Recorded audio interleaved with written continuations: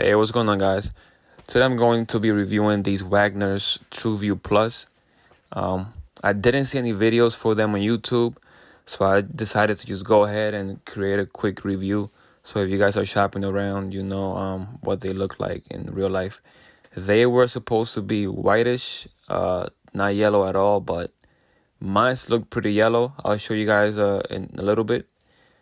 But these are supposed to be a 4000K or 400K, which is not white, but not yellow either. It's supposed to be like in between.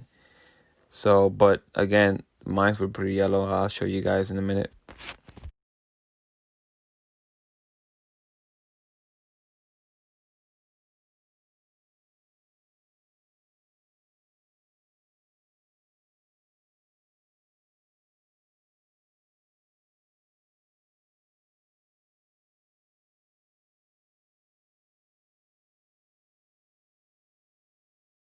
Alright guys, so as you can see, the Wagners TrueView Plus bulbs are on the left hand side, and they look just as yellow as my old halogen bulbs, which are on the right hand side.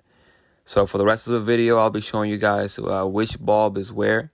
So I hope you guys found the video helpful.